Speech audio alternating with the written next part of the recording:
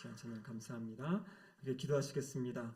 사랑하는 하나님 아버지 감사드립니다. 시간 하나님 말씀을 듣기 원합니다. 성령 하나님 이곳 가운데 친히 찾아오셔서 저희의 귀를 열어 주시옵소서. 하나님의 말씀이 들려지게 하시고 믿어지게 하시고 또 우리가 순종할 수 있는 그런 믿음의 마음 덧입혀 주시옵소서. 설교자 입술을 주장하시사 하나님의 말씀이 온전히 선포되어지는 시간 되게 하여 주시옵소서. 예수님의 이름으로 기도드립니다. 아멘. 예, 한 주간 잘 지내셨습니까? 예, 저는 지난 한 주간 이 태국에 갔다 오면서 이 다른 세상에 갔다 온 것 같아요. 잠시 한국에서의 시간이 완전히 멈추고 태국의 선교지 제가 처음 방문하는 것이고 어떠한 또 설교를 해야 될지 상황도 설명을 잘 안 해주셔가지고 상황에 맞게 설교하세요 이래서 저는 설교를 몇 편을 준비해 가서 분위기를 보고 이제 그 설교를 꺼내서 했는데요. 처음이고 또 통역을 보니까 이 라오족 같은 경우에는 2번을 거쳐야 됩니다.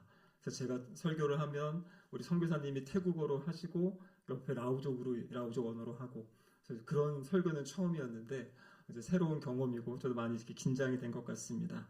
근데 다녀오면서요 정말 우리 신길동교회가 지난 28년 동안 이 태국 선교에 오셨던 것이 얼마나 또 아름답고 소중하고 귀한 것인지 또 하나님이 어떻게 역사하셨는지 너무나 많이 보게 됐고요. 저 소망은 여기 계신 우리 성도님 모두가 선교지를 한번 가보시고 또 그곳에서 또 하나님이 일하시는 것들을 역사하신 들을 또 함께 보면 좋겠다라는 그런 소망을 갖게 되었습니다. 그래서 한번 가실 수 있겠어요? 예, 그렇죠. 한번 기도하시면서 준비하셔서 가셔서 또 우리 교회가 해온 사역의 또 아름다운 열매들, 결실들을 함께 또 바라보면 좋겠습니다. 그런데 이렇게 좋은 일들도 많은데요. 우리 인생을 살아가다 보면 더 이상 앞으로 갈 수도 없고 또 뒤로 물러설 수도 없는 그런 막다른 골목에 서 있는 것 같은 느낌을 또 가질 때가 있습니다. 앞에 길이 보이지 않고요. 더 이상 선택지가 없을 것 같은 어떻게 해야 될지 알 수 없는 이제 그런 상황들 처하게 됩니다. 그때 우리는 질문을 하게 되거든요. 뭐가 부족했던 건가? 어디서부터 잘못된 건가? 이러한 생각을 하게 됩니다. 그리고 이제 앞으로 도대체 내가 뭘 할 수 있을까라는 질문들을 하게 됩니다. 근데 여러분 이러한 질문들의 중심에는 뭐가 있냐면 다 모든 것이 나에게 있는 것이죠. 나의 어떤 잘못이나 실수나 내가 풀어가야 될 어떤 방향들만을 생각하는 겁니다. 근데 오늘 이 본문의 말씀을 보면요. 예수님께서는 우리의 질문의 방향을 바꿔주십니다. 그 방향이 무엇이냐면 네가 무엇을 할 수 있느냐 이것이 아니라 내가 할 수 있다고 믿느냐 예수님이 그 일을 하실 수 있다고 믿느냐 이렇게 질문을 우리 주님이 바꿔주십니다. 19세기에 영국에서 고아원을 운영하던 이 조지 뮬러라는 목사님이 계십니다. 우리가 기도의 사람으로 알려진 분인데요. 원래 이분은 독일 태생이고 이 영국에 가셔서 선교 사역을 하신 겁니다. 그래서 그 아이들을 모아놓고 고아원을 하셨는데요. 어느 날은 정말 아이들이 이 100여 명이 넘는 아이들인데 먹을 것이 탁 떨어져가지고 아이들에게 아무것도 줄 수 없었다 그래요. 근데 선교사님이 이 아이들을 모아놓고 그곳에서 식사 기도를 하셨다고 합니다. 하나님 오늘도 우리에게 일용할 양식을 주실 줄 믿습니다. 하나님 우리들에게 먹을 것을 이 아이들이 먹을 수 있도록 하나님 역사해 주세요. 근데 그 기도를 하고 너무나 놀랍게도 빵집 주인이 이 고아원 문을 두드리고요.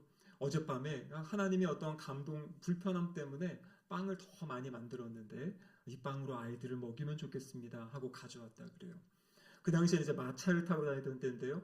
이 우유를 배달하던 마차가 고장이 나가지고 그것을 이제 운반할 수가 없기 때문에 상하지 않습니까? 고아원 아이들을 먹이면 좋겠습니다 하고 이 우유를 또 가지고 오는. 그래서 그날에 이 아이들 전부가 맛있게 이 빵과 또 우유를 먹으며 한 끼 식사를 했다는 그러한 간증의 이야기가 전해져 내려오고 있습니다. 여러분 이 사건에서 중요한 것은 무엇이냐면 어떤 목사님이 기도를 열심히 했으니까 하나님이 일하셨다 이것이 아니라 하나님께서는 우리의 상황과 환경과 여건을 아시고 하나님의 일을 행하시는 거예요. 근데 이제 이 목사님의 기도, 이 목사님의 믿음은 무엇이냐면 하나님의 은혜의 통로로 하나님이 그것을 사용하셨다라는 것이죠. 여러분 오늘 우리가 읽은 성경 본문은 이 마태복음 9장 27절에서 31절까지의 말씀인데요. 제가 설교를 준비한 것은 18절부터 시작이 됩니다. 우리가 지난주에는 마태복음 5장에 있는 팔복의 말씀을 함께 살펴보았죠. 이 마태복음은 5장, 6장, 7장 이 세 장이 바로 예수님께서 산 위에서 전하신 그 산상수훈, 그러니까 말씀을 가르치시는 장면이고요. 그리고 이어지는 8장과 9장에서는 예수님의 사역이 무엇이라고 했습니까? 가르치시고 복음 전하시고 치유하시는 사역인데, 바로 이 8장과 9장에는 예수님의 치유의 사역이 중점적으로 기록되어져 있습니다. 그래서 18절부터 이어지는 오늘 이제 31절까지는 세 가지의 예수님의 치유의 사건이 있는데요. 이 치유의 사건의 중심에는 무엇이 있냐면 바로 너희들이 내가 할 수 있냐고 믿느냐라는 예수님이 행하심에 대한 그 믿음의 이야기가 이 세 기적적인 치유의 사건에 나타나 있다라는 것입니다. 첫 번째 이야기는요, 오늘 본문 18절에 나와 있는데요. 9장 18절에 보시면 이렇게 기록되어 있습니다. 예수께서 이 말씀을 하실 때 한 관리가 와서 절하며 이르되 내 딸이 방금 죽었사오나 오셔서 그 몸에 손을 얹어 주소서. 그러면 살아나겠나이다 하니. 지금 한 관리가 예수님께 나와서 절하는 장면입니다.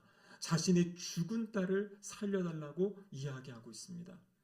이 본문과 같은 평행 본문인 마가복음과 누가복음에 보면 바로 여기서 나오는 관리는 회당장 야이로다라고 그렇게 이제 기록하고 있습니다. 이 유대 사회에서 회당장이라는 것은요, 이 유대인들이 모여 예배드리는 그곳의 그곳을 이제 다 관리하고 또 거기서 말씀을 전하는 이제 그런 분들이거든요. 그러니까 종교적으로나 사회적으로나 이렇게 권위가 있고 다른 사람으로부터 존경을 받는 그러한 사람입니다. 근데 오늘 본문에 보면 예수님 앞에 나와서 절하였다 이렇게 되어 있는데요. 여기서 말하는 이 절하다라는 이 단어는 단순히 어떤 사람을 만났을 때 하는 인사의 그런 모습이 아닙니다. 어떤 주인이라든지 왕 앞에 온전한 순종과 복종의 그것을 표현함으로 이렇게 무릎 꿇고 엎드리는 것이 바로 여기 나와 있는 절하다라는 단어의 의미입니다. 여러분, 지금 예수님은 이제 막 사역을 시작하셨고요. 이제 사람들이 막 모여드는, 그래서 그 당시 대부분의 사람들에게는 랍비, 어떤 좋은 말을 가르치는 선생님 정도로 그렇게 이제 받아들여진 상황이었습니다. 근데 이 회당장은요, 그 예수님 앞에 완전히 엎드리는 것이에요.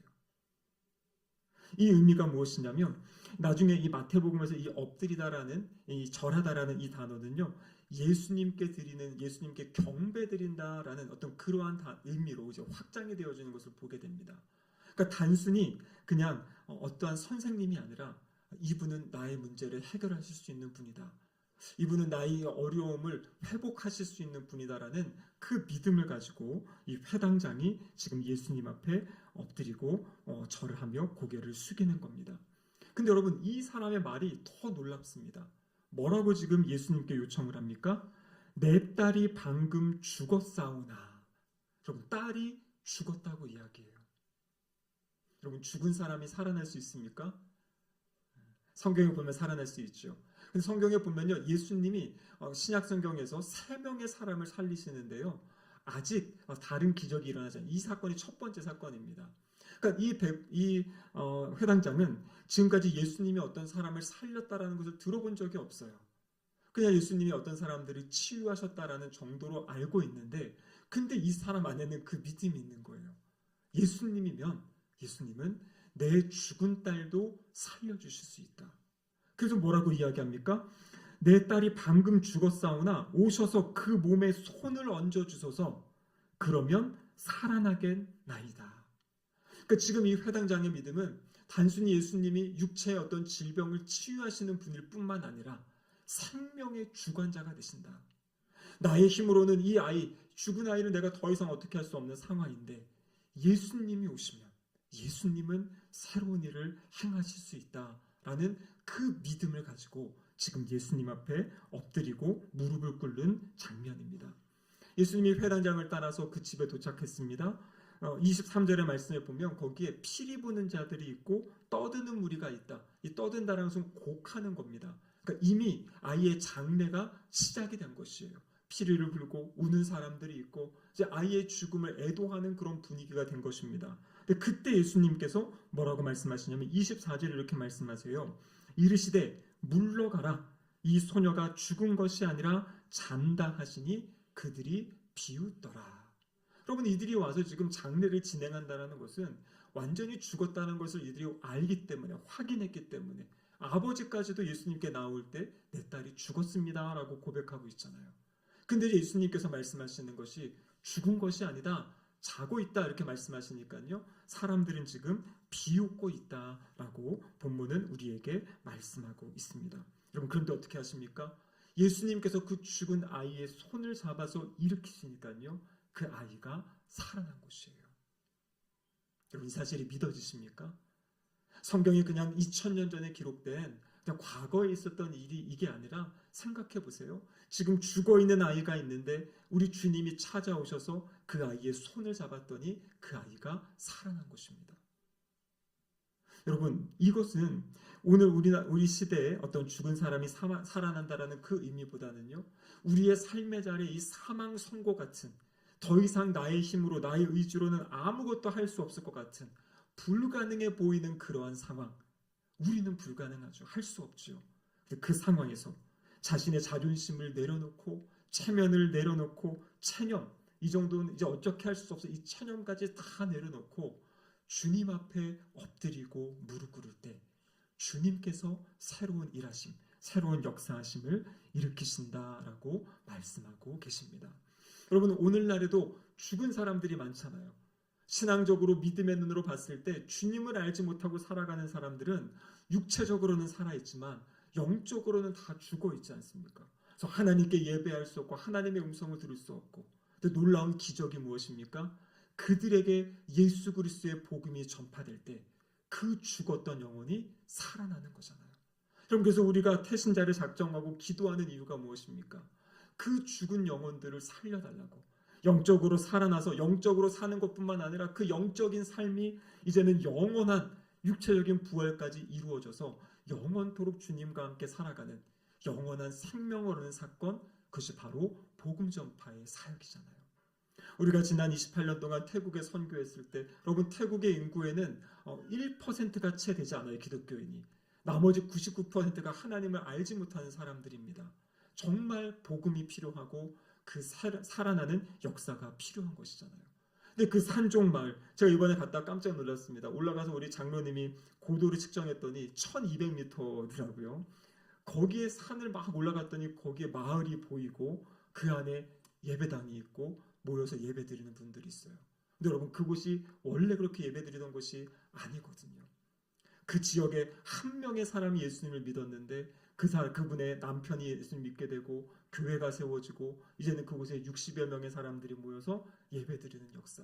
여러분, 이게 어떻게 일어난 것입니까? 예수 그리스도의 생명의 역사가 그곳에 임했기 때문에, 예수님이 그 복음을 알지 못하고 죽어가는 영혼들, 그들에게 누군가 사람을 보내셔가지고 그들을 통해 예수 그리스도가 전해졌을 때 살아나는 역사들, 그리고 그 생명이 또 다른 생명을 낳고 이렇게 번져가는 그 은혜의 역사가 일어나게 된다라는 것입니다. 우리의 삶의 자리도 마찬가지고요, 선교의 사역도 마찬가지고, 그 모든 것을 주관하시는 분이 누구십니까? 우리 주님이시잖아요. 근데 우리의 고백을 주님은 기다리고 계세요. 주님이 하십니다. 우리는 못하지만, 우리는 연약하지만 주님께서 이 일을 해가십니다라고 고백할 때 주님이 역사하시는 그 은혜의 역사를 볼 줄로 믿습니다. 우리도 기도하면 좋겠어요. 주님, 이 딸의 손을 잡아주시면, 우리의 태신자의 손을 잡아주시면, 우리 선교지의 주님의 손을 잡아주시면 그곳이 살아나고 회복될 줄로 믿습니다. 이어지는 이 이야기인데요, 이 예수님이 회당장의 집으로 가는 과정 가운데 한 여인이 예수님 앞에 나옵니다. 오늘 본문 9장 20절 말씀 같이 한번 읽어보겠습니다. 12해 동안이나 혈루증으로 앓는 여자가 예수의 뒤로 와서 그 겉옷가를 만지니, 12해 동안 혈루증을 앓았다. 여러분, 혈루증이라는 것은 몸에서 이렇게 피가 흐르는 건데요, 레위기 15장에 보면 이 혈루증이 걸린 사람은 부정하게 여겨졌습니다. 그래서 이 여인이 앉는 곳도 부정하고 가는 곳이 다 부정해져요. 사람과 접촉하면 접촉된 사람도 부정해지는 상황입니다. 그래서 이 여인은 종교적으로도 성전에 나가서 제사 예배 드릴 수 없고요, 사람들 공동체 안에서 살 수 없고 소외되고 격리되어 살아갔던 그런 여인이에요. 지금 회당장 같은 경우에는 사회적으로 종교적으로 사람들의 존경을 받고 이 권위가 있는 사람인데, 이 여인은 정반대의 모습이에요. 하나님께도 나아갈 수 없는 상황, 공동체에 함께할 수 없는 완전히 그 부정함 가운데 소외된 그 여인입니다. 근데 이 여인이 그 부정함에도 불구하고 주님 앞에 나온 것이에요. 주님의 옷자락을 만질 수 없는 상황임에도 불구하고 그래야 내가 살겠습니다. 주님을 만나야 주님만이 나를 살리실 수 있습니다라는 마음을 가지고 용기를 내어 주님의 옷자락을 만지게 됩니다. 여러분 레위기 구약에 보면요. 어떻게 되냐면 부정한 사람이 정결한 사람과 아니면 정결한 물건과 이렇게 부딪히게 되면 부정함이 정결함을 덮어가지고 그 정결했던 것도 부정해지는 거거든요. 근데 지금 주님 안에서는 새로운 역사가 일어나는 것이에요. 부정한 여인이 예수님께 닿았는데 예수님이 부정해지는 것이 아니라 예수님 안에 있는 정결함과 거룩함이 이 여인의 부정함을 치유하고 회복시키는 그 은혜의 역사가 일어나는 것입니다. 사실 이 여인이 예수님 앞에 나온다는 것은 엄청난 용기가 필요한 것입니다. 사람들로부터 소외되어지고 사람들 무리에 함께할 수 없는 사람이 지금 수많은 무리 가운데 군중 가운데 예수님을 만나고 싶어서 예수님께 나온 거죠. 9장 21절에 보면 이 여인의 마음을 이야기하고 있는데요. 뭐라고 이야기합니까? 이는 제 마음에 그 겉옷만 만져도 구원을 받겠다 함이라. 여러분 이 믿음은 참 신기한 믿음이에요. 하나님이 주신 믿음이죠. 어떻게 이 여인에게 이러한 놀라운 믿음이 있겠습니까? 근데 이 여인은 이 믿음을 가지고 하나님이 준 그 믿음을 가지고 진짜 예수님을 만나기 위해 그곳 가운데 나아갔어요. 그리고 예수님의 겉옷을 만졌습니다. 예수님이 그 사실을 아셨어요. 그래서 22절에 이렇게 말씀하시는 거죠. 예수께서 돌이켜 그를 보시며 이르시되 딸아 안심하라 내 믿음이 너를 구원하였다 하시니 여자가 그 즉시 구원을 받으니라. 우리 다른 복음서에 보면요. 이 여인이 자신의 질병을 치유하기 위해 모든 것을 다 탕진했다 그래요. 가지고 있는 모든 것을 다 해도 치유할 수 없었던 12년이라는 시간 동안 아팠던 그 모습들. 근데 주님이면 내가 치료받을 수 있다. 주님이 나를 회복시키실 것이다. 그 믿음을 가지고 지금 주님 앞에 나온 것입니다. 그때 우리 예수님 뭐라고 말씀하십니까? 딸아 안심하라 이렇게 말씀하세요. 성경에 보면 예수님이 유일하게 이 여인을 향해서 딸이라는 표현을 쓰셨습니다. 그럼 이것은 무엇입니까? 공동체로부터 소외되어져 있고 하나님으로부터 멀어져 있는 이 여인에게 먼저 너는 하나님의 가족이다. 언약 백성이다. 그것을 먼저 지금 회복시켜 주시는 거예요. 육체로 회복하기 전에 먼저 이 여인의 신분이 어떤지 정체성이 무엇인지 너는 하나님의 자녀다. 하나님의 딸이다. 그렇게 위로해 주시고 그리고 이 여인의 육체를 치료해 주시는 그 모습을 보여주고 계십니다. 여러분 때로는 우리의 어떤 모습 가운데 나는 자격이 없어요. 하나님께 이렇게 용서받을 자격도 없고 하나님의 도우심을 입을 자격도 없고 나는 너무나 내 몸이 더러워진 것 같다라는 그런 마음이 들 때도 있습니다. 여러분 중요한 것은 무엇이냐면 그 순간에 우리의 부정함에 집중하지 말고 우리의 연약함에 집중하지 말고 주님 앞에 나아가야 된다는 것이에요. 옷자락만 만져도 주님의 옷자락만 만져도 주님께서 역사하실 것입니다. 주님이 나를 뒤돌아보시고 한 말씀만 하시면 나의 삶의 이 문제들이 풀어질 수 있습니다라는 그 믿음을 가지고 이 여인이 주님 앞에 나온 것이에요. 그리고 주님께서는 이 여인의 어떤 과거를 캐묻지도 않으시고 말씀으로 이 여인을 치료해 주시죠. 내 믿음이 너를 구원하였다. 그러면서 주님께서 말씀으로 이 여인을 회복시켜 주십니다. 이러한 맥락 가운데 또 두 사람이 지금 예수님을 따라오고 있어요. 오늘 본문 27절의 말씀인데요. 이렇게 되어 있죠. 예수께서 거기에서 떠나가실새 두 맹인이 따라오며 소리질러 이르되 다윗의 자손이여 우리를 불쌍히 여기소서 하더니. 그럼 여기 보면은 두 맹인 시각장애인을 이야기하고 있죠. 앞이 보이지 않습니다. 사람들로부터 소식을 들었어요. 예수님이 지금 이곳을 지나가고 있다. 여러분 근데 이들이 너무나 놀라운 고백을 합니다. 지금 예수님을 향해 뭐라고 부르고 있습니까? 다윗의 자손이요 이렇게 부르고 있어요.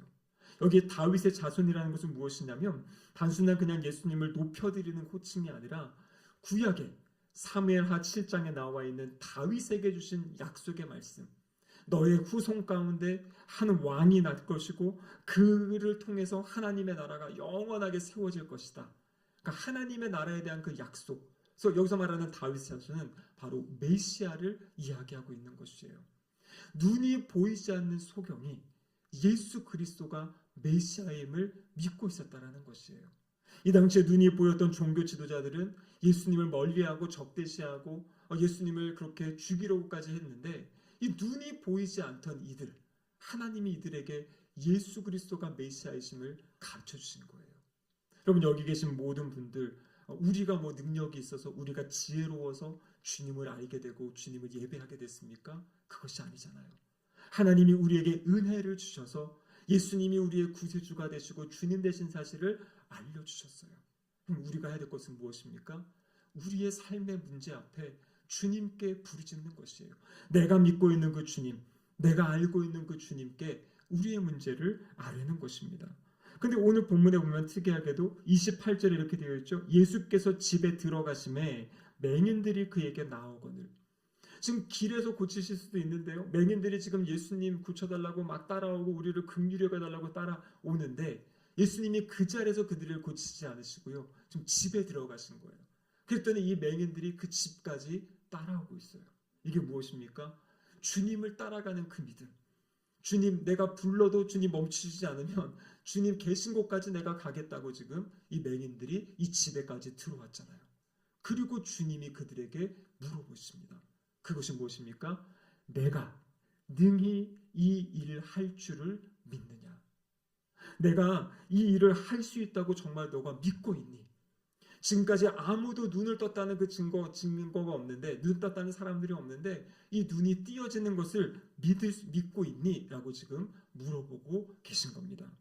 이사야서 35장 5절에 보면요, 메시아가 오실 때 일어나는 놀라운 일들을 기록하고 있어요.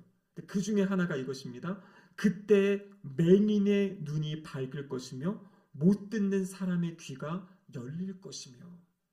그러니까 이 맹인들이 메시아가 오시면 그 눈 보이지 않은 이것까지도 볼 수 있다라는 그 믿음을 가지고 지금 예수님께 나와서 예수님께 간구하고 있는 것입니다. 이에 29절에 보시면요, 예수께서 그들의 눈을 만지시며 이르시되 너희 믿음대로 되라 하시니. 여기서 많이 중요한 것은 무엇이냐면, 이 사람들이 어떤 믿음의 크고 적고 이것을 지금 이야기하는 것이 아니에요. 믿음의 대상이 중요하다는 것이에요. 저는 할 수 없습니다. 우리는 할 수 없습니다. 하지만 내가 믿는 주님께서는 일을 하실 수 있습니다. 주님께서 역사하십니다라는 그 믿음의 고백을 지금 이 맹인들이 하고 있는 것입니다. 제가 이 본문을 이렇게 큐티하는 과정 가운데, 묵상하는 과정 가운데 사실 이 질문이 저에게 던져진 질문이었어요. 내가 할 수 있다고 믿느냐? 우리 주님이 할 수 있다고 믿느냐? 어떤 너의 능력이나 너의 어떤 상황들, 가지고 있는 어떤 자원들, 이것으로 하나님 나라 일을 하는 것이 아니라, 하나님 나라 일은 누가 하시는 겁니까? 하나님이 하시는 거예요. 그래서 우리가 지난주에 우리 선교 예배 드릴 때에도 강성호 목사님 얘기하셨잖아요. 하나님 나라, 이것은 하나님의 선교다. 우리 김장훈 선교사님과 한 주간을 보내면서 처음에 저도 보고 깜짝 놀랐습니다. 어떻게 이런 선교지에서 이런 사역을 하고 계시지? 선교사님의 고백은 한 가지였어요. 하나님께서 하셨습니다. 하나님께서 하고 계십니다. 하나님이 그 일을 하시지만 그 일을 위해서 헌신하는 사람들, 주님이 그 일을 하실 수 있습니다라는 믿음을 가지고 함께 주님의 걸음에 나오는, 동참하는 그 사람들을 통해서 하나님의 일을 행하신다라는 것입니다. 여러분, 세상의 형편을 보고 계십니까? 아니면 예수 그리스도를 바라보고 계십니까? 우리의 삶의 자리에 내가 할 수 없고 내가 감당해낼 수 없는, 때로는 이제 끝났다라고 그렇게 생각할 수 없는 그런 상황들이 우리의 삶에 펼쳐질 때가 있습니다.